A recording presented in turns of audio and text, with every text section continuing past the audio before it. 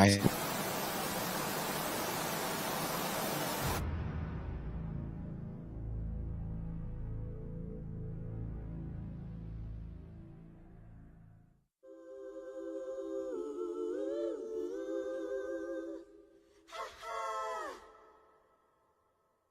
Steady, are you ready? What's going on? Steady, are you ready? Are you ready? What's going on? What's going on? Cold, fresh air. Feel the melody that's in the air. I'm down, take a look around. What's going down? However do you want me? However do you need me? However you want me? However do you need me? However do you want me? However do you need me? Steady, are you ready? You could have gave me a heads up before you hit the button, by the way. Oh, I literally said I'm about to hit it, and then you made a statement like you were ready to roll, so I hit the button. And then you started talking again. Do your thing, man. Whatever. That was messed up. We're not here for me. Welcome into a special episode of the Somebody Said podcast, the best podcast in the world. Yeah. This is completely off the cuff, unscheduled. Nobody saw this coming, just like the thing that we came in to talk about. Before we jump into it, appreciate everybody that jumps in. Please hit that like and subscribe. Tell a friend to tell a friend. We appreciate all the love we get. Folks, hit the comments. We also appreciate those. Let us know what you think. Give us reactions, all that good stuff. This is a live reaction, our live reaction. It took us a minute. We've kind of consumed some information, hopefully tried to gather some thoughts. Like, I don't know about y'all, but I was asleep when everything went down. So I woke up. That was the crazy part. I woke up to 200 missed text messages. Like, phone was completely blowing up. So welcome in. Obviously, title says it. A shocking trade. Blockbuster trade, arguably the biggest trade in NBA history, randomly happens last night after the Lakers finish a major market game, getting a win in New York over the Knicks. Out of nowhere, the Lakers and the Dallas Mavericks, in turn at least, agree on a trade for Anthony Davis and Luka Doncic. Again, I was asleep when it happened. What were y'all doing when you saw this news? I was actually getting ready to go to sleep. You scroll down your timeline before you call it in for the night, and then it happened. It wasn't Bleacher Report initially. It was another sports app that I follow, so I didn't really believe it. I typically believe it when I see it's Bleacher Report. So after that first notification, I'm like, this can't be true. Then Bleacher Report. Then I went to Shams. I went to his profile just to kind of verify, because that's the source of all sources. Yep. And then once I saw that he verified it, I hit the group chat. We got the Lakers in 5 group chat. I hit the group chat. C-Dub hit me up first. Breeze wasn't nowhere to be found after we were just talking about the game. So, I was just scrolling the timeline and it happened, So it was just crazy, man. It sent the internet into a frenzy, and it was crazy because Ye was going on one of his vintage Twitter rant, and it got stepped on. It was just nuts, man. Paul, what about you? What were you doing? I was watching it's a really good cartoon on HBO Max, Harley Quinn. It's hilarious. And I think I popped onto IG, and I think I saw it on Complex Sports. And then same thing, I went to Shams after that. I'm like, and then I text y'all. I'm like, what the hell is going on? Like, you don't see that kind of stuff. And especially like in the dead of night. It felt like what was the one team? I think it was the Colts. Remember when they left Baltimore and moved to Indianapolis, and it's like the dead of night, they're packing up everything and they move out on the moving trucks. Like that was the kind of feeling I got from is like, y'all gonna drop this at midnight? Like this is a random release. Oh, by the way, we traded for Luka Doncic. Go back to sleep. It's all good. It's all good. We'll talk to you in the morning. Super random. It's funny that you mentioned like this could be the greatest trade in history. Can you guys think of another one where it even comes close? Like you got the Paul Gasol trade, the KD trade. I mean, what other trades could come near this? And the fact the manner in which it happened, there wasn't any signs, wasn't any sources, leaking information or any talks of this happening. It was just randomly out the blue, two potential Hall of Fame players, one in their prime, and the other one is en route to potentially being Defensive Player of the Year and potentially an MVP candidate.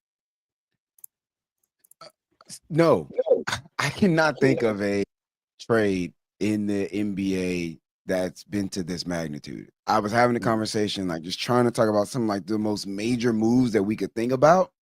And most of them were free agency moves, right? Braun going to Miami. None of us will ever forget that. Braun going to LA. Melo going to New York was a big deal. KD going to Golden State was a huge deal.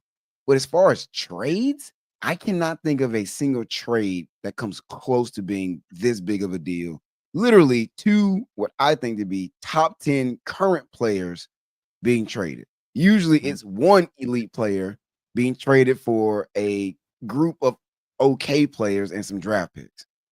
I've never seen two elite guys get traded in a single deal like this. Yeah, like I said, I was trying to find it. And you're right, Breeze. It's normally some kind of free agency movement or like the Herschel Walker trade, right? You're trading a big name and you're getting this big haul back, but it's never including another huge name at the time, right? You might get a ton of draft picks, but I'm sitting here, I'm still trying to find. Like I'm thinking maybe baseball might be the only one where you might see a Barry Bonds gets traded for Sammy Sosa. That's the only thing I can think of. I'm trying to find it, but I can't find it. Like this might be the biggest trade I've ever seen. Yeah. And then I know before we jump into the details of the trade and kind of break it down, it's just funny just looking at all the different tweets. And females are saying break this down in females terms. NFL watchers break this down in NFL terms. And I saw a tweet that said it's similar to Lamar getting traded for Joe Burrow. That's probably like the closest thing I could kind of think of, because he's Lamar right now, and Joe Burrow is that young guy that's in his prime that led the league in passing yards, touchdowns. So that's the equivalent right now if you're talking NFL. I saw one tweet putting it in women's terms. They were like, it'd be like Destiny's Child trading Beyonce to TLC for Chili. Which my issue was, it should have been traded for T-Boz. T-Boz was the star of the group, really. Chili was the hot chick, all the rappers and athletes wanted her. But really, T-Boz was the star of the group. It'd be like trading Beyonce for T-Boz in the late 90s, where TLC had kind of already peaked. They were as big as they were going to be, but Beyonce was going to go on to be like, she had no ceiling.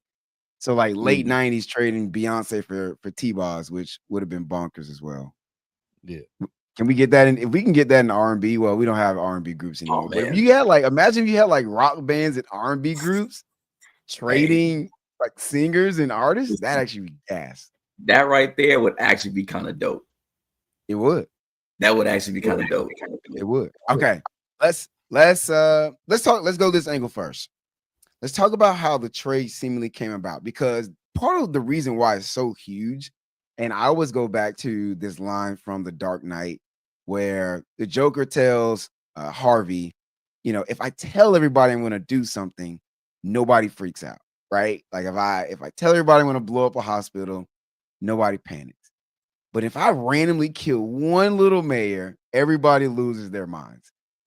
The fact that there was no rumors about this, there was no chatter, like nobody knew this was happening, right? So now in hindsight, we've heard reports, we've heard at least that the Mavericks approached the Lakers with this deal, right? Like that in itself. Let's just pause there for a second.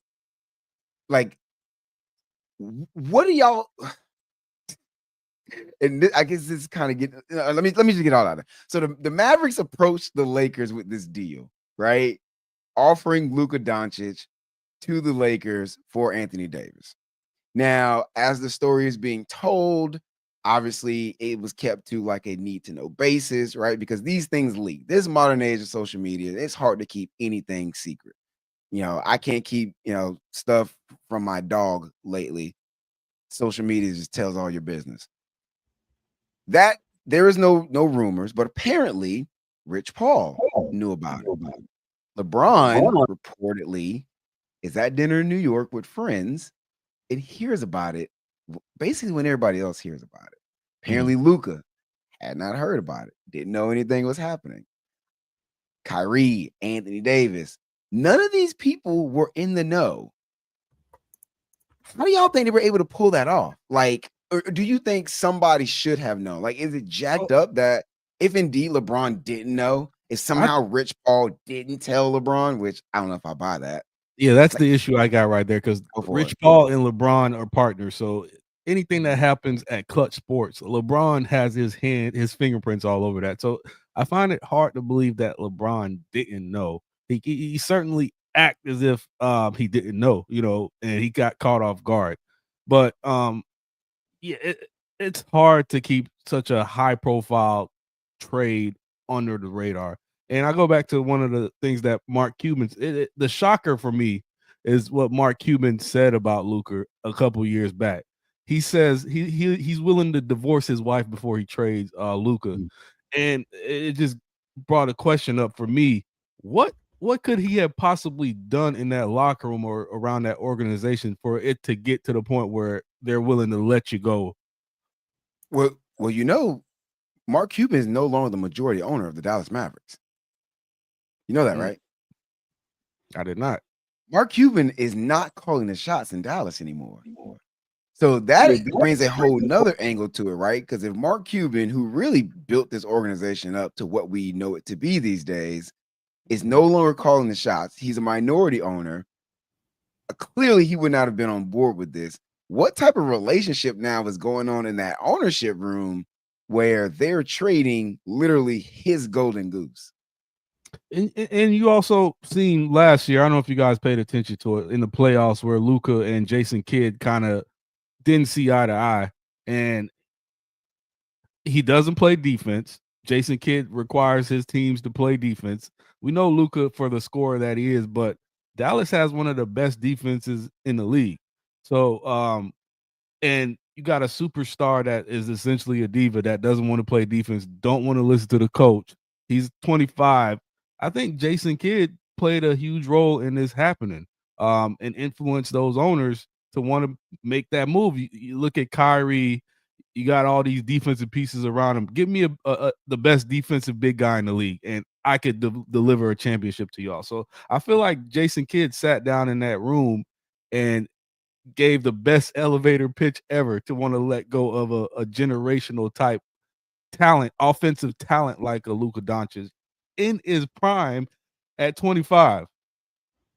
They say he didn't know. The Jason reports Kidd? say Jason Kidd didn't know. JJ Redick didn't know. I don't believe any of that. That's what they saying. They can say whatever they want to. I don't believe. So what do you really think went down, Punk? Unc kind of brought up a good point. Again, I'm sitting down trying to analyze this trade, and we know what Luka is. And I feel like I go back to some of the conversation that we had, even last year with the Mavericks and their run. And, Breeze, I think you kept saying the same thing. Who's going to play defense? Who's going to stop anybody? Right? You can score 145 points and you lose 147 to 145. Who's going to stop anybody? Nobody on that team plays defense. So if I'm Jason Kidd, if I'm that ownership, clearly we can make a run to the finals. Am I swapping dollar for dollar with AD and Luka? Because right now, AD can get me buckets. If I combine him with a Kyrie Irving that can get buckets, and if Clay can even give me a couple buckets here and there, I feel like I can probably make a good run back to the finals and be able to do what I wasn't able to do last year, which is play defense. Now that's barring if AD and both of them stay healthy, then fine. It's to me it's almost like an even swap, right? Then on the other hand, been wanting to trade LeBron for the longest. So, and I think that we've had a conversation on, well, who do you want to build a team around? Do you really want to build a team around Anthony Davis? I've always been iffy on that. LeBron's going to be gone pretty soon. Mm-hmm. So if I'm LA, okay, well, fine. Give me Luka, who, again, young, generational scorer. We've seen the whole generational scorer thing not work before, right? We've seen Carmelo. Carmelo can get a bucket anytime he wants to. He can't get a ring, though. So if you give Luka in LA, if I'm LA, now I can probably entice more people to come and play in LA because it's LA. It's kind of what we do, right? Reese, you always say the same thing. Hold on. You get into short-term, long-term impact. We coming. He traveling too fast right now. My bad. So to me, if I'm sitting here, if I'm Rob Pelinka, if I'm the GM, I don't know the GM for the Mavericks, but if I'm Jay Kidd, if I'm JJ Redick, my name Nico. For me to not go for me to not know what's going on, and I'm running organizations, or I'm the head of these organizations, I have no clue what's going on. I'm calling big cap on that. They play their hand close to the vest very, very well, but I guarantee you, all of them knew. Now, if LeBron didn't know, all parties knew. All parties knew. If LeBron didn't know, that's not surprising to me. If I'm the Lakers, I don't need to tell LeBron what's going on because you're not really a part of our future. Just be honest, you're not. So I don't owe you anything. If you were going to be here for the next 7 years, yes, LeBron, come to the conversation. I don't owe you anything, also. You can find out when the rest of the world does. They all knew. This is a turning point for LeBron and the power dynamic. I think LeBron is starting to lose power. Remember that time when LeBron gained all the power in organizations where he could have a hand in decision. I think this is a statement in that regards where LeBron no longer has a say-so for what happens in this organization. Because I don't think LeBron wanted AD to leave, but LeBron's voice in that organization essentially doesn't matter anymore. As we'll talk about it later, but as an organization, the Lakers are looking to the future. Yeah, no, it's absolutely a look towards the future. I think it is crazy that regardless of who knew, right? Coaches did or didn't know, whatever. It's crazy that this was able to be kept under wraps when it was apparently a multi-day conversation. It came up, it hit, the conversation started a few days ago and nothing came out. I think that's incredible. So kudos to them for just doing good business and being able to hold their water, because that's hard to do in this day and age where everybody wants to be the first to report something, right? Everybody wants to make a quick buck by leaking a story, and this did not get out. I think that's pretty bonkers. All right, so moving on from that, then let's talk short-term impact. We kind of started to dip our toe in that water. What does it mean for like this season, next season? Because I have strong thoughts for one team and not as strong thoughts for the other team. But I want to open up to y'all first. What does it mean for this season? What does it change for either team this year? Well, go ahead, Pump. I have it in my, on my story. Well, I have it right there. I'm surprised that the Mavs have now dropped as far as they have in Vegas odds to be NBA champions, right? They were a plus 1,400. Now all of a sudden they're a plus 3,000, which is weird to me, right? Because I feel like if anything, you lose a guy that can give you, 40, 50 anytime he wants to, that's fine. But that didn't really do much for him. So now I got a guy that can give me 40 and 15 anytime he kind of wants to and play much better defense. He could be a rim protector if you want to. He's a guy that can shut down the middle of the lane. So for me, the Mavericks stayed exactly where they are. So I'm surprised that they dropped as far as they did just by Vegas standards. I think the Mavericks are just as good, if not possibly better than they were yesterday. That's me. No, I definitely agree. In the short term, the Mavericks, they won this trade. We're hearing talks about the Lakers potentially going aggressively after a big man. So we'll see how that goes. But you get probably the defensive player of the year on your already great defensive team. And to see Kyrie and AD in the pick and roll, that's going to be lethal. So you add that with the veterans like Klay Thompson. You got the Derek Lively who could sub out for Anthony Davis and still maybe not get buckets, but could be an additional rim protector coming off the bench. So I don't know why the odds shifted that far, but I do think they could make a run for a championship. But that's just the short term. Long term, I think it's a bad trade. Let me ask you guys this though. Who's the leader in that locker room now? Who's the A? Klay, Who's the alpha? not the game per se, but the alpha is Klay. I say the alpha is finally Jason Kidd. On the court, Jason, the coach can't be the alpha. Yeah, can't. It's got to be a I player hear you. who is If that's the case, then Breeze, define alpha though, because we talk about Jason Tatum in the past. He would defer. Are you talking about an alpha that's going to take that last shot, or a guy that's going to galvanize the group? I'm talking about who is the player on the team that everybody shuts up and listens to, right? Because we've talked about that before. We've talked about, is AD a or B, right? I think we had that conversation. We all agree, like, yeah, he's a great B. I don't know about him being like the guy, the man in the locker room. Had the same conversation about Kyrie when him and Katie went to Brooklyn. We had that conversation. Who's the leader? Whose team is it? Nobody really knew because Katie had never really been an alpha before, not a leader. Kyrie had never been an alpha before, not a leader. Klay has always been second fiddle, right? So I'm looking at that roster and I'm like, well, whose team is it? Who's the leader in the room? AD has never been that guy. Kyrie's never been that guy. Klay's never been that guy. Somebody said they just put together the best number 2 roster ever. Like, it's a bunch of number 2s. So that is my question, right? It's from a talent perspective. I think they're in a very good spot this season. They just went to the finals. You add AD next to a PJ Washington, who has turned into a really, really good defenders league. You got Daniel Gafford, who's a dirty work guy, willing to bang down low, pause. You've got Derek Lively, who will rim run, rim protect, all that good stuff. AD can now really play the 4, which he's been begging and crying to do, which, hey, Lakers players, maybe don't complain, because then a week later you can get traded, even if you're Anthony Davis. And then you also have the scoring of Kyrie. You know they can score. You got a Spencer Dinwiddie who can go out and get you 20 plus any given night per se. So I don't think scoring is an issue. I do have questions about fit, and that's going to be the same question on both sides. What does the fit look like for Dallas? But I think Dallas is probably just as dangerous as they were. It's just in a different way.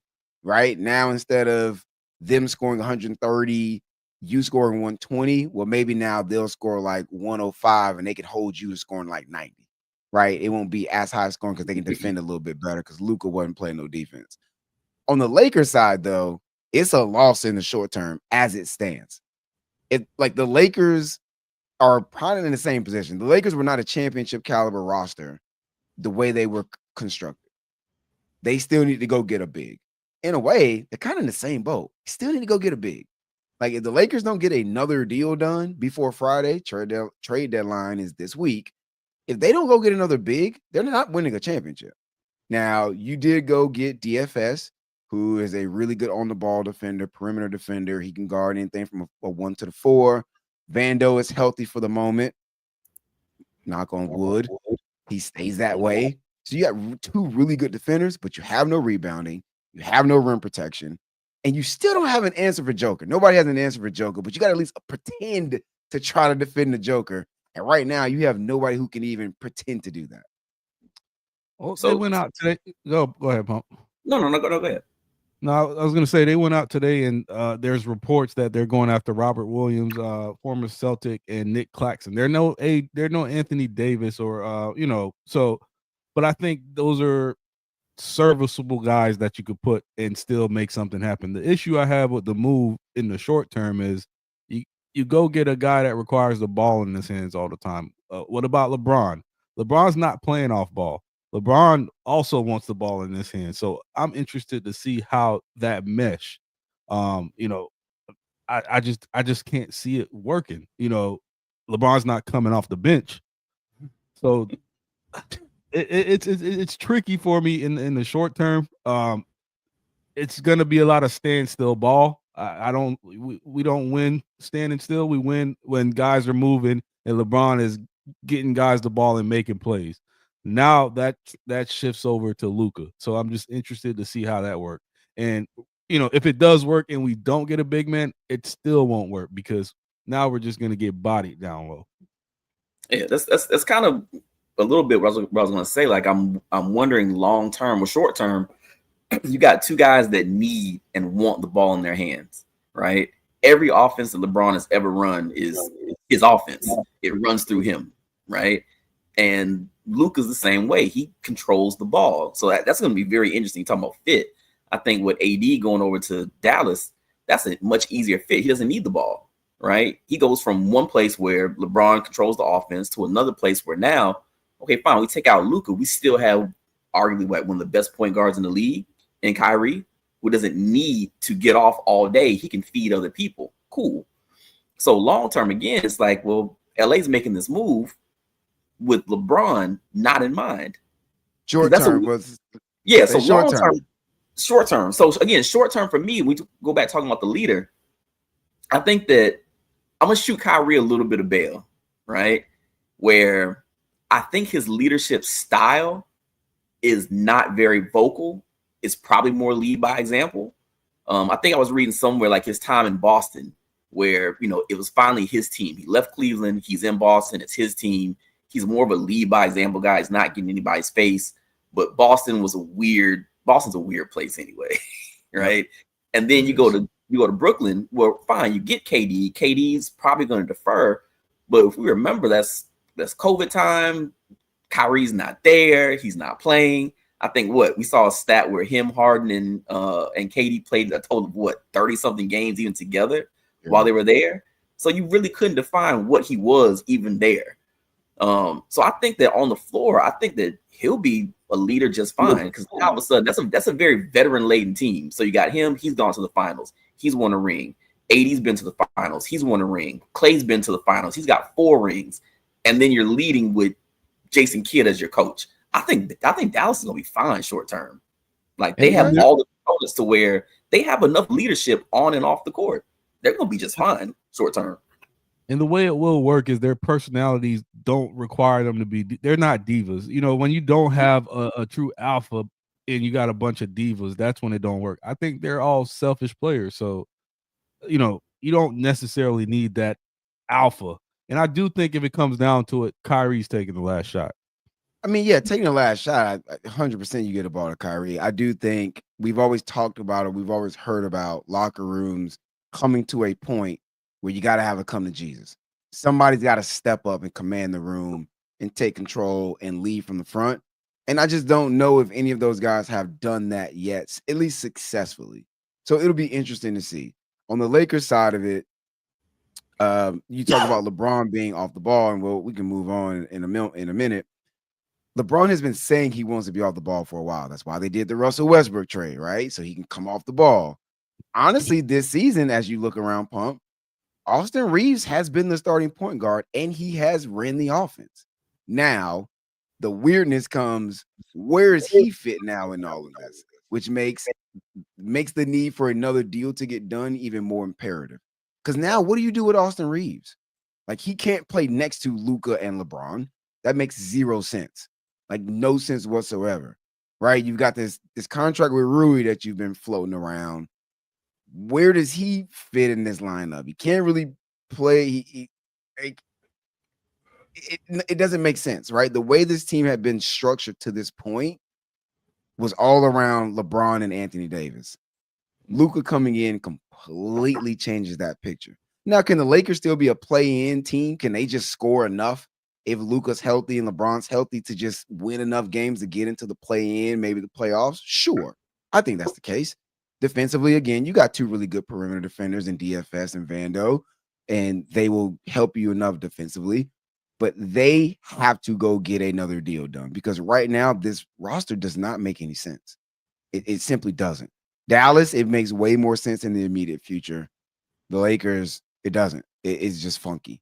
Let me ask Now, y'all a question. oh, go ahead. Do you think the Lakers have punted on this season? They've kind of analyzed, what's going to happen towards the end of the season, and this was a deal that you couldn't refuse. So do you weigh in your present versus your future? LeBron's got maybe 1 or 2 years left on him. And as LA fans and as the Lakers, it's always another star next in line. So do you think they just did this in anticipation of the future? I'm not sure if the Lakers ever consider themselves title contenders, honestly. Right. So I'm not sure if they really call it punting. Let's be 100% honest. If you guys were sitting there in the GM roles, right? You guys are sitting there running the Lakers organizations as that roster was constructed. Do you sit here and say, you know what? I'm looking at the landscape of the NBA. Yeah, we got a shot to win a title. Like, honestly. Or do you say, you know what? We have pieces. We have enough to move around and to put ourselves in a better position for the future. I think they looked at their roster and said they're a piece away. They've been making calls, and we've been rumored to deals for a big man. But then If you the go Lakers get the go get wrong a piece. If the Lakers, no, I'm gonna come right back to it, because honestly, if Anthony Davis the way he's playing, LeBron James the way he's playing, you just went and got, because what they did not have was defense. They did not have perimeter defenders. They didn't have wings. It's been the conversation for the Lakers the last 3 seasons. You have wings now. You have perimeter defenders. AD's playing at an elite level. LeBron's still playing like LeBron. All you needed was a big man. That's literally all we've needed. We won 6 of the last 7. We're 5th right now in the West, so it ain't like we're bottom feeders in the West. There's no reason to think, yeah, we were a couple of pieces away. That's why you went and made the DFS deal. Now you went and got another defender who also can shoot the 3 at a very high level. You're a piece or 2 away. Like, what are these teams in the West where it's like, yeah, they're gonna blow the doors off y'all? Denver has been the issue, and Denver isn't as good as they were before. I'm not scared of the Thunder at all. I'm just not. They don't have enough high level scoring, I think, for the postseason. They're young and they're great in the regular season. They just run the floor up and down, but not scared of the Thunder, not scared of the Rockets at all. Who is the dominant force in the West right now where it's like, yeah, no, we don't have a shot against them?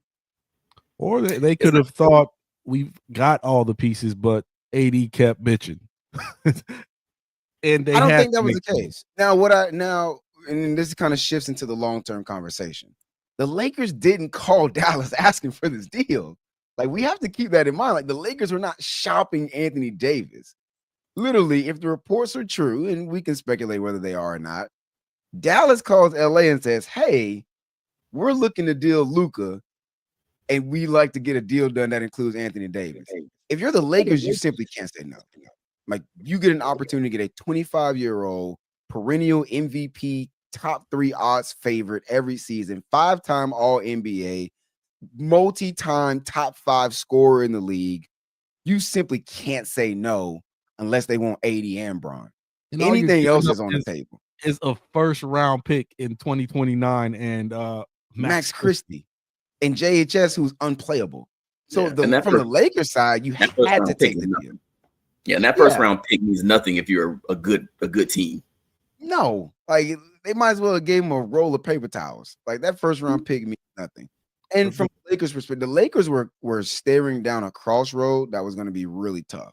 Where when LeBron leaves, you have to decide: do we build around Anthony Davis at 34, 35 years old, or do we try and trade a 34, 35-year-old Anthony Davis and start a rebuild? Well, last time Lakers went the rebuild route, when Kobe hung them up, it was ugly. And I mean, seal ugly, until LeBron came back around and we were able to, show our faces again. So now you avoid that situation altogether. Like, you do not have to figure out the gap from LeBron to your next elite star. Like, the Dallas just saved 2030 Lakers. Like, the 2028 Lakers just got a gift by not having to figure that stuff out. Laker ball will be fun to watch, you guys. Regardless. I'm very curious if the Laker way continues to work for you guys, because you've had a history of not necessarily building teams, but finding ways to get the superstar every single time, right? You get Magic first overall, random. Then you trade for Kareem. What? Right? Then you trade for Kareem. But Magic was drafted. No, you got Magic, cool. But then again, you trade for you trade for the best player in the league, right? You get Kareem, cool. Then finally you get Kobe, you get Shaq, right? Technically traded for Kobe. And then you also find a way to get arguably the greatest player in the game in LeBron to you as well. The only difference with all those guys, they come from a certain cloth to where they do everything, right? LeBron does everything. Plays offense, plays defense. Kobe plays offense, plays defense. Shaq plays offense. He can play defense when he feels like it. Magic had Kareem, who plays offense, plays defense. Luka's not that guy. Luka's just going to get you buckets. So now at this point, if you're the Lakers, you have to really try to find a way to do what the Mavericks weren't able to do, which is get guys who can play in that style where Luka's going to dominate and also play defense, because he's not going to do it. Because you guys' method has always been find really the best player in the league, the best all-around player. You guys have always had that. Like somehow, some way, top 5 best player in the league, plays offense, plays defense, plays everything. Luka's not that. So you're building in this method of, again, Carmelo. You never have a problem with offense for the next 10 years. Luka's you also have to look at all these great Laker teams. There's always been another really, really good guy. So yeah, Luka might have deficiencies defensively, but we could go get I'm just gonna throw his name, Joel Embiid. Not saying we'll get him, but somebody in that, light. So it's never just one guy, and then that's going to be a great value Anthony Davis for you guys if you get Joel Embiid, because he can do it. He's going to play less games than AD plays. There's always been 2 stars. That's what I'm saying. There's always been 2 stars and then a really, really good team around him. So you're focusing in on Luka, but Shaq was limited. Like Shaq was good sometimes on defense, but let's be realistic. He was limited. Kobe could do it all. I wouldn't say the same about Shaq, and he's an all-time great. So, I like the start of what the future looks like, but I just don't think it's just going to be Luka and then a bunch of average guys. There's going to be another elite guy that enters the picture down the line. Yeah, I need somebody out there. I'll just be interested to watch the show to see how you guys pull it off. Yeah, when you fast forward 3 years from now, right, and LeBron's gone, LeBron's hung him up. Great for him, lustrous career, right off into glory. And you can either be sitting here with 35-year-old Anthony Davis or a 28-year-old Luka Doncic. You'd rather be with the 28-year-old Luka Doncic, right? And part of the problem that the Lakers had before, when we didn't bridge the gap from Kobe, we couldn't convince guys to come to LA. Because, I don't want to come out there by myself. I'm not coming out there to play with Julius Randle and Lonzo Ball with his ugly looking jumper. I'm not coming out there to play with Sasha Vucevic or what was it Vucevic's last name? Sasha Vujovic, whatever his name was. I'm not coming out there to play with them. But once LeBron shows up, I'm like, oh, I'll come play with LeBron. Oh, Anthony Davis. Oh, I'll come play with Anthony. They'll come play with Luka, right? It's the Lakers. Half of the guys in the NBA want to be a Laker at some point in their career if they get a chance to do it. So you have this centerpiece that will carry his own gravity. Now, how you build that team out will look different. And I think, Pump, you make a really good point, right? Getting a ball-dominant scorer, forward guard to come play with Anthony Davis is a much easier sell, much easier to figure out than coming and getting a every time. Beyonce literally just bump y'all podcast. I'm just slid into the side. Beyonce going on tour too. Cowboy Carter. All right, we're Luka was announced at 12:15. Beyonce announced at 12:30. This is man talk. So great. This is man business. Bree said it's man business. You got to just be a girl on this one. You got to be a girl on this one. Oh man, it was epic how it happened. All right, Bree, continue your thought. Everybody said Shams was hacked. It's terrible. That's the thing is I don't know how you build it out. I don't know exactly what it looks like, but I know it's in a spot, it's a better position than you would have been in if you didn't do this deal. So future Laker fan, I'm lit. Current Laker fan, I'm in a blender. Yeah, Wemby 2029. I'm calling it now. Okay. Wemby and Luka in the pick and All roll. right. Hot take. When we don't want to play down low. Yeah, When right. we want to shoot threes. Yeah. Mhm. Wemby wants to be Peja Stojakovic, and I'm not with that. All right, let's close it out. Pump, you said you had an answer on this. Who's the winner of this trade?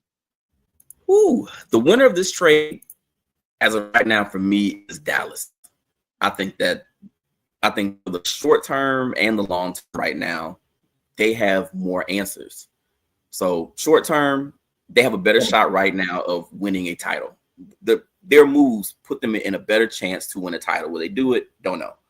Long term, they still have answers, right? They still have Anthony Davis when he's healthy. You know what he does. Kyrie's still playing at a high level. There's at least something there where now you can piece in who you want to piece in for them, right?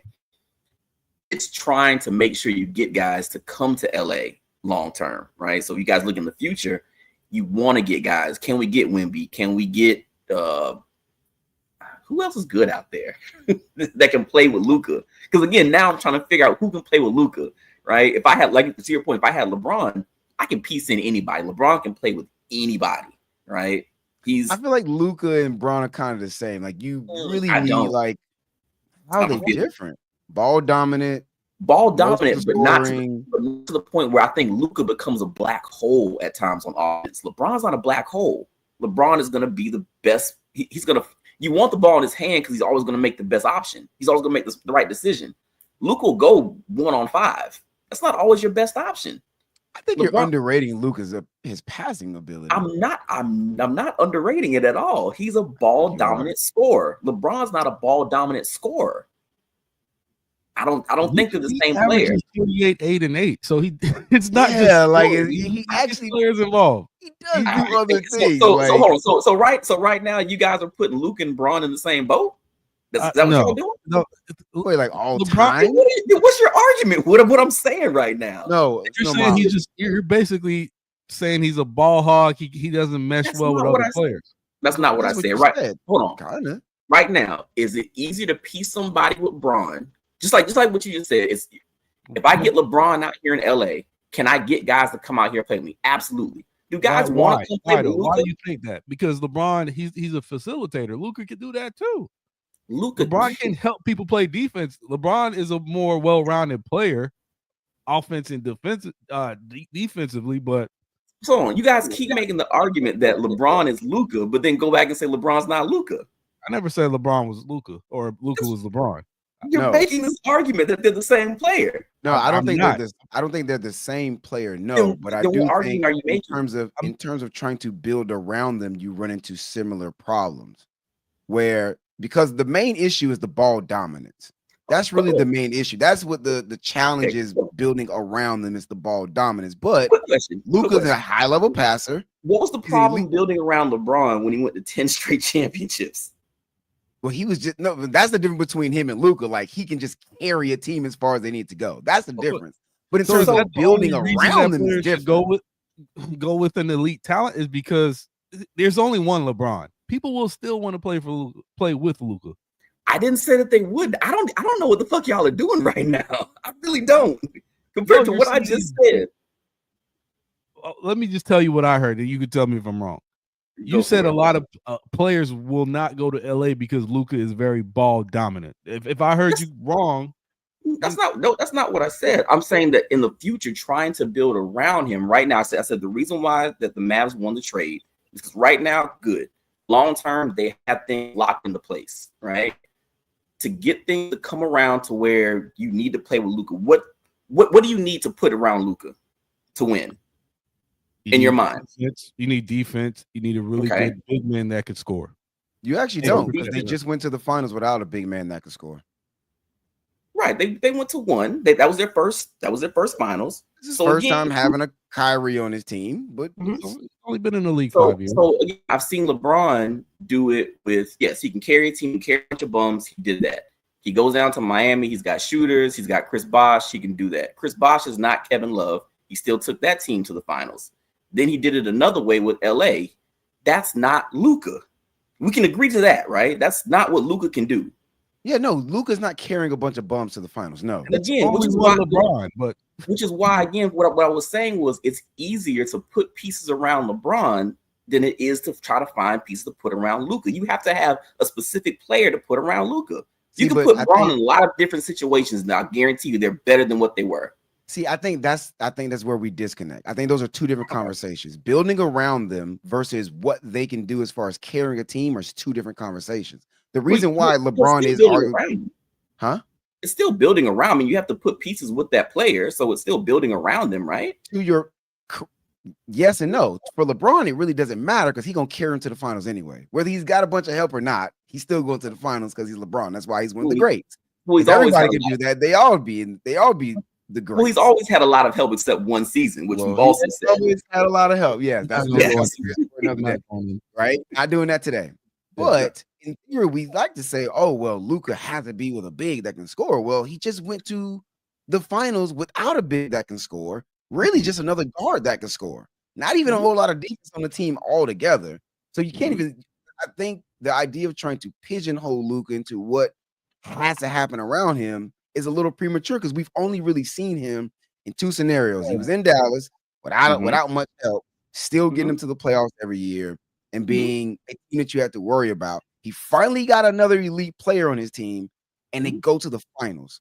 So if you can get him with another elite player, who's to say that he won't go to the finals, whether it's a guard or because I'm honestly using you guys' points to make my point that it's not going to happen. Me and Uncle are making different points, so you can't use both in the same. I'm doing that because to your point about the Lakers, well, who's out here in the West? It's not like there's a bunch of elite teams. So he can probably he can do it with Dallas because he's done it before. You don't have to be super elite. You made that point.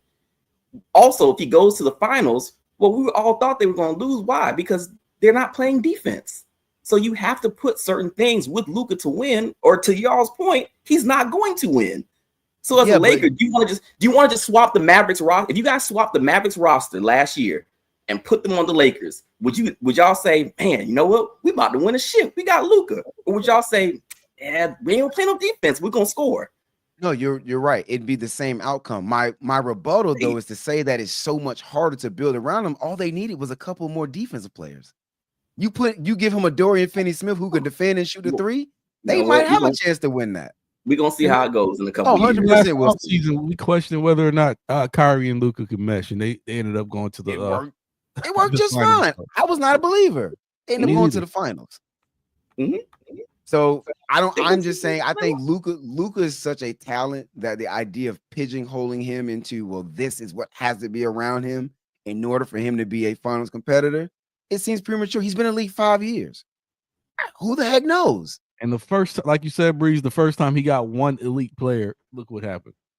One mid of the season. They didn't even have a full year together, and they make a run to the finals. And he wasn't a defender either.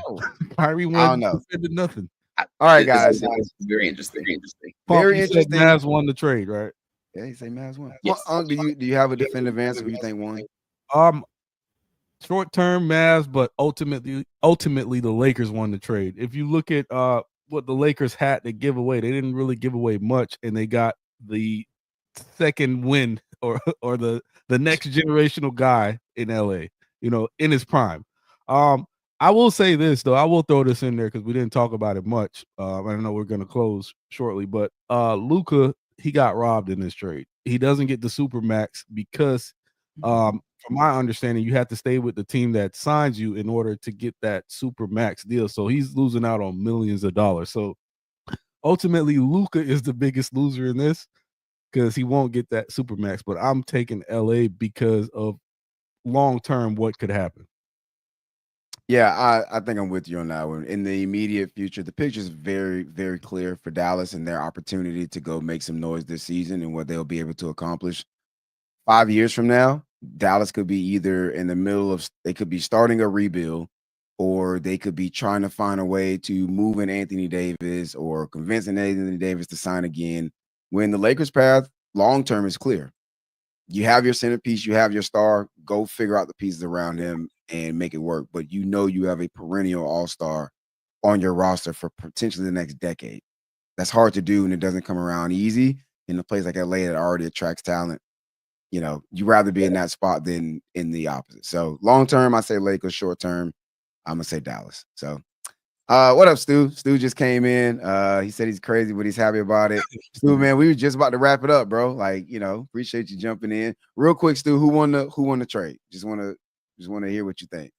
And to kind of put this into perspective, if you look at the Mikal Bridges trade a couple years back, they gave up the Nets gave up 5 first-round picks for Mikal Bridges, and you look at what Dallas got back for Luka is a steal for the Lakers. They got a top 10 player in the league too. Like, are we ignoring the fact that they did also get a top 10 he's a player top 10 currently player in the league? I agree with you with that. He's also 31 that is injury prone. He's not the street clothes. We Kawhi holds that title, but you never know when AD is going to go down. And I've said it over.